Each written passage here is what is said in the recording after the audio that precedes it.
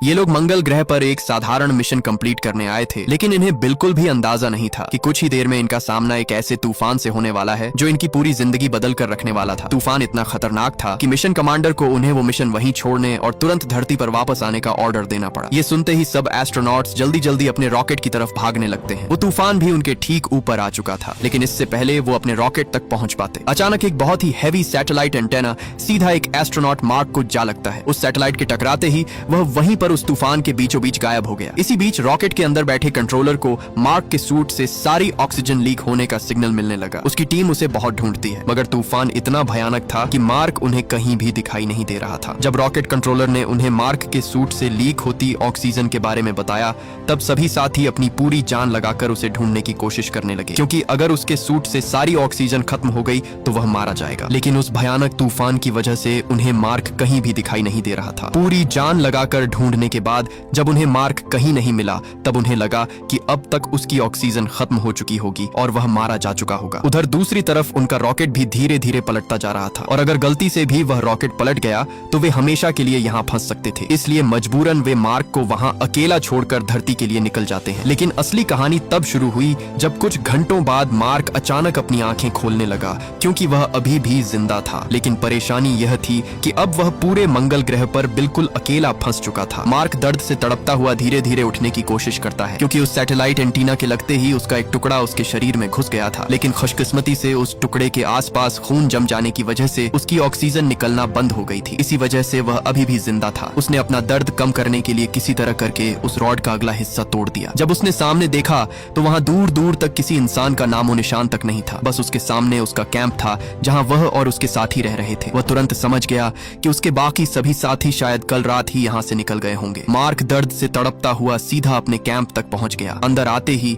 उसने तुरंत अपना स्पेस सूट उतारा और अगले ही पल उसने रॉड अपने पेट से खींचकर बाहर निकाल दिया। दर्द इतना ज्यादा था कि उसकी दर्द भरी चीख पूरे बंजर मंगल ग्रह पर फैल गई। लेकिन मुसीबत अभी खत्म नहीं हुई थी। रॉड का एक छोटा हिस्सा अब भी उसके पेट के अंदर घुसा हुआ था। उसने जल्दी से फर्स्ट एड बॉक्स निकाला और किसी तरह करके वह बचा खुचा टुकड़ा भी निकाल दिया। लेकिन अभी भी उसका खून लगातार बहता जा रहा था, इसलिए उसने एक स्टेपलर लिया और उससे अपना जख्म बंद कर दिया। स्टेपलर के लगते ही दर्द से उसकी रूह कांप उठी। अब उसे समझ आ रहा था कि मंगल ग्रह पर उसकी जिंदगी का असली खेल शुरू होने वाला है, क्योंकि अब वह मंगल ग्रह के सुनसान और खतरनाक रेगिस्तान में बिल्कुल अकेला फंस चुका था। दरअसल जिस स्ट्रक्चर से वह टकराया था वह असल में कम्युनिकेशन सैटेलाइट डिश थी, और तूफान में वह पूरी तरह तबाह हो चुकी थी। इसका मतलब था कि अब वह अपनी टीम से बिल्कुल भी संपर्क नहीं कर सकता था। और मान लो अगर किसी तरह नासा को उसके जिंदा होने का सिग्नल मिल भी जाता, तब भी मंगल ग्रह तक रेस्क्यू मिशन पहुंचने में पूरे 4 साल लगने वाले थे। जो कहने में तो आसान है, लेकिन 4 साल तक अकेले वहां रहना किसी दर्दनाक मौत से कम नहीं था। सबसे बुरी बात यह थी कि जिस कैंप में मार्क ने पनाह ली हुई थी वह हमेशा सरवाइव करने के लिए बनाया ही नहीं गया था। अब उसके पास सभी संसाधन धीरे धीरे खत्म होने वाले थे। अगर गलती से भी ऑक्सीजन सिस्टम फेल हो जाता तो उसका सांस लेना नामुमकिन था, और अगर वह सांस न ले पाया तो उसकी जिंदगी खत्म होने वाली थी। मार्क के लिए हालात और भी ज्यादा खराब होते जा रहे थे। खुशकिस्मती से अगर कैंप किसी तरह ज्यादा दिन चल भी गया, फिर भी एक बहुत बड़ा मसला उसके लिए फूड सप्लाई थी। उसके पास इतना राशन बिल्कुल नहीं था कि वह 4 साल तक जिंदा रह सके, जब तक कोई रेस्क्यू मिशन मंगल ग्रह तक पहुंचता। अब हर तरफ से देखा जाए तो उसका मंगल ग्रह पर ज्यादा देर तक टिक पाना लगभग असंभव लग रहा था। मार्क अपनी जिंदगी के आखिरी लम्हे को कंप्यूटर में रिकॉर्ड करने लगा, जैसे वह अपनी जिंदगी के आखिरी फैसले लिख रहा हो। 2 दिन तक मंगल ग्रह पर आने वाला तूफान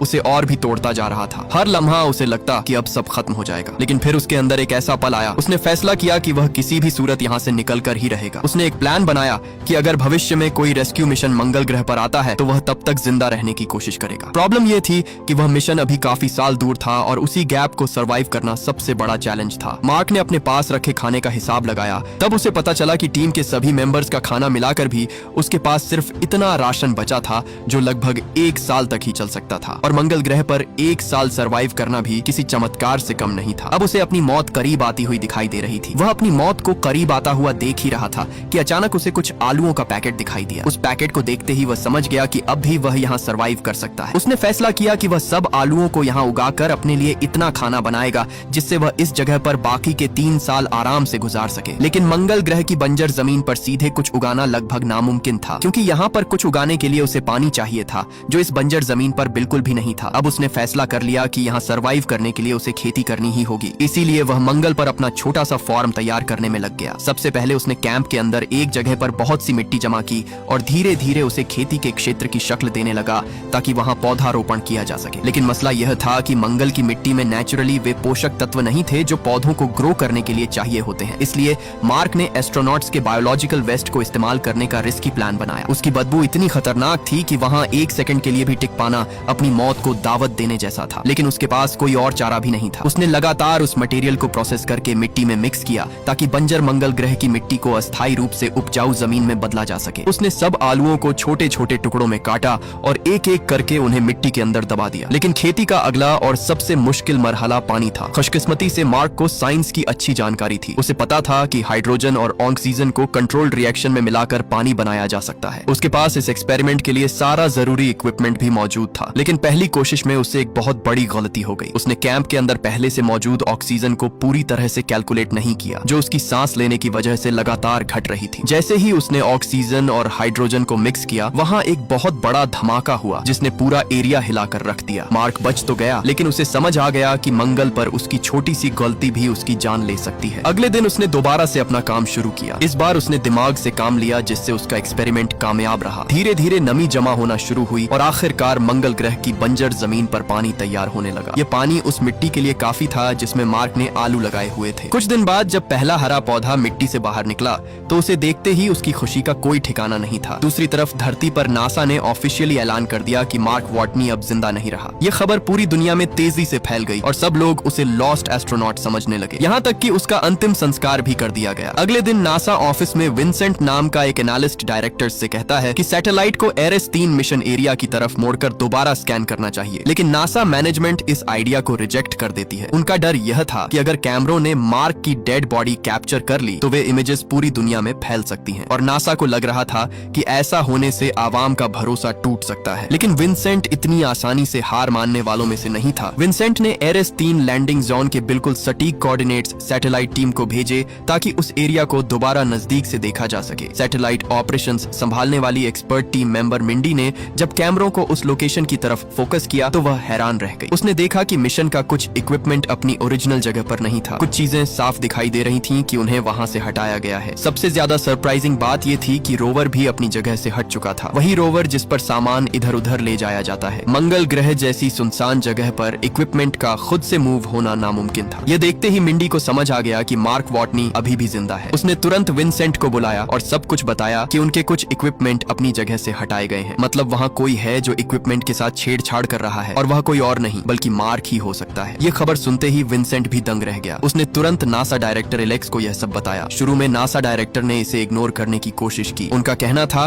कि शायद मंगल ग्रह पर तूफान की वजह से इक्विपमेंट अपनी जगह से हिले होंगे। लेकिन विंसेंट ने उन्हें कहा कि मैं 100% यकीन से कह सकता हूँ कि मार्क अभी भी जिंदा है और यह काम अपने आप होना नामुमकिन था। यह देखकर डायरेक्टर को भी मानना पड़ा कि मार्क वॉटनी जिंदा है। अब नासा एक नई मुसीबत में फंस चुका था क्योंकि पूरी दुनिया को पहले ही बता दिया गया था कि मार्क मर चुका है, यहाँ तक कि उसका मेमोरियल भी हो चुका था। अब अचानक मीडिया के सामने सच लाना नासा के लिए बहुत रिस्की हो सकता था। काफी सोचने के बाद उन्होंने फैसला किया कि मीडिया को सब कुछ बता दिया जाएगा, लेकिन स्पेसक्राफ्ट में धरती की तरफ लौट रहे बाकी क्रू मेंबर्स को अभी कुछ नहीं बताया जाएगा। नासा को डर था कि अगर उन्हें पता चला कि मार्क जिंदा है और वे उसे मंगल ग्रह पर अकेला छोड़ आए तो वे दुख में आकर कुछ गलत न कर बैठे। दूसरी तरफ मंगल ग्रह पर मार्क को अकेले रहते हुए अब पूरे 70 दिन गुजर चुके थे। अब तक वह खाने और पानी का आरजी हल निकाल चुका था, लेकिन अब उसके सामने सबसे बड़ा सवाल था मंगल ग्रह की सुनसान जमीन से बाहर निकला कैसे जाए। मार्क को अच्छी तरह पता था कि नासा का अगला मिशन एरिस 4 कुछ सालों बाद शियापारेली क्रेटर के पास लैंड करने वाला है। लेकिन एक बड़ा मसला अब भी उसके सामने खड़ा था। वह लोकेशन उसकी करंट लोकेशन से हजारों किलोमीटर दूर थी। अगर उसे जिंदा बचना है तो किसी भी तरह उसे उस जगह तक पहुंचना ही होगा। मार्क ने कैलकुलेशन की और अंदाजा लगाया कि उस खतरनाक सफर को पूरा करने में उसे तकरीबन 60 दिन लग सकते हैं। यह मिशन लगभग नामुमकिन लग रहा था, लेकिन उसके पास और कोई विकल्प भी नहीं था, इसलिए उसने तुरंत तैयारी शुरू कर दी। उसके पास एक रोवर था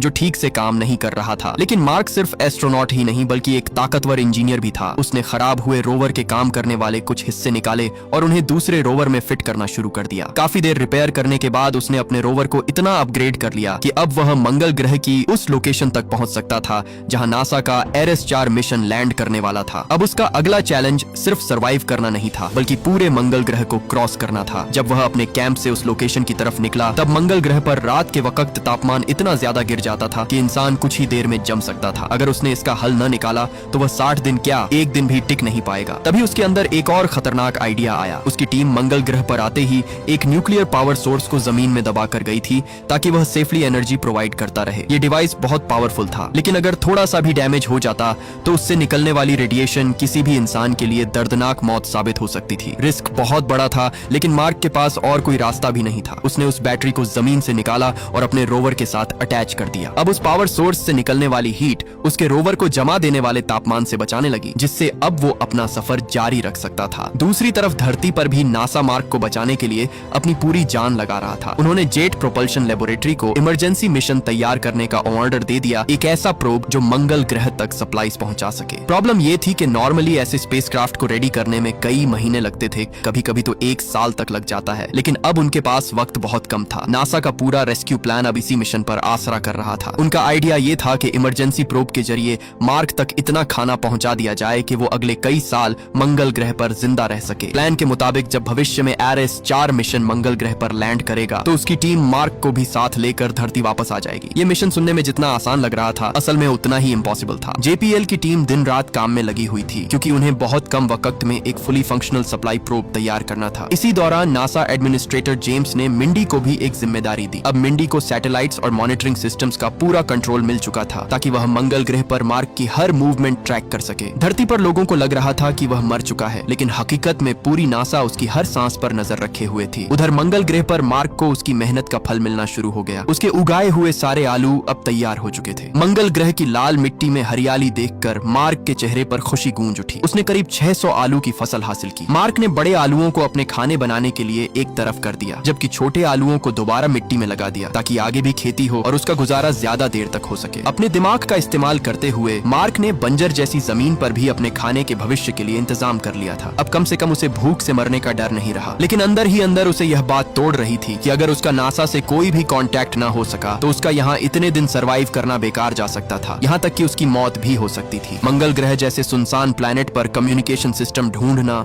लगभग नामुमकिन था, लेकिन मार्क हार मानने वालों में से नहीं था। काफी सोचने के बाद उसे एक आइडिया आया। वह बिना वक्त गंवाए अपने रोवर में बैठा और मंगल ग्रह की एक खतरनाक जगह की तरफ निकल पड़ा, जो उसके कैंप से लगभग 60 दिन की दूरी पर थी। उधर धरती पर सैटेलाइट्स के जरिए उसकी हर मूवमेंट मॉनिटर की जा रही थी। मिंडी और विंसेंट दोनों दंग रह गए। उन्हें समझ नहीं आ रहा था कि मार्क अपने कैंप को छोड़कर इतनी दूर क्यों जा रहा है। दिन गुजरते गए और मार्क लगातार एक ही दिशा में आगे बढ़ता रहा। मंगल ग्रह की सुनसान जमीन पर उसकी जिंदगी का सबसे खतरनाक सफर कई दिनों तक जारी रहा। जैसे जैसे वह आगे बढ़ता गया, नासा की पूरी टीम के अंदर खौफ और भी बढ़ने लगा। नासा की टीम अब तक समझ ही नहीं पा रही थी कि मार्क आखिर कर क्या रहा है। इसी बीच अचानक विंसेंट को कुछ याद आ गया। उसने तुरंत मंगल ग्रह के मैप पर मार्क का पूरा रूट मैप किया तो उसे पता चला कि मार्क असल में एक पुराने मंगल ग्रह प्रोब पाथफाइंडर की तरफ जा रहा है। ये वही रोबोटिक लैंडर था जिसे नासा ने बहुत साल पहले मंगल ग्रह पर भेजा था, ताकि वह वहां की मिट्टी का सारा डेटा कलेक्ट कर सके। पहले तो वे इस मिशन में सफल रहे, लेकिन कुछ सालों बाद उसकी बैटरी डेड हो गई और धरती का उससे हमेशा के लिए संपर्क टूट गया। तब से वह पाथफाइंडर मंगल ग्रह की मिट्टी में कहीं दबा हुआ था। इसलिए मार्क उसे ढूंढने के लिए निकला था, क्योंकि वही उसे नासा की टीम से कांटेक्ट करवा सकता था। काफी खोजने के बाद आखिरकार उसने मंगल ग्रह की मिट्टी में दबा हुआ पाथफाइंडर निकाल ही लिया। विंसेंट का अंदाजा बिल्कुल सही साबित हुआ, लेकिन एक और चैलेंज अभी बाकी था। कम्युनिकेशन तभी पॉसिबल होती अगर नासा के पास धरती पर उस सिस्टम का वही मॉडल मौजूद होता। विंसेंट बिना देर किए कैलिफोर्निया में मौजूद जेपीएल की तरफ निकल पड़ा, क्योंकि अब सालों पुरानी टेक्नोलॉजी ही मार्क और धरती के दरमियान इकलौता कनेक्शन बन सकती थी। खुशकिस्मती से जेपीएल में उस पाथफाइंडर का बचा हुआ मॉडल अब भी सुरक्षित पड़ा हुआ था। विंसेंट ने तुरंत कुछ वैज्ञानिकों को अपने पास बुलाया जो सालों पहले इसी पाथफाइंडर मिशन पर काम कर चुके थे। अब विंसेंट के लिए असली खेल शुरू हो चुका था, लेकिन क्या वह मार्क को बचा पाएगा या नहीं, ये हमें आगे जाकर पता चलेगा। उधर मंगल ग्रह पर मार्क ने पाथफाइंडर की डेड बैटरी निकाली और उसे अपने कैंप के पावर सोर्स से कनेक्ट कर दिया। जैसे ही उसने उसे कनेक्ट किया, खुशकिस्मती से वह काम करने लगा। जैसे ही उसने उस पाथफाइंडर का एंटीना धरती की तरफ घुमाया, अचानक जेपीएल के पुराने मॉडल को जो नासा के पास पड़ा था तुरंत सिग्नल मिल गया। पूरी टीम ने जैसे ही उस पाथफाइंडर को काम करता हुआ देखा, उनकी खुशी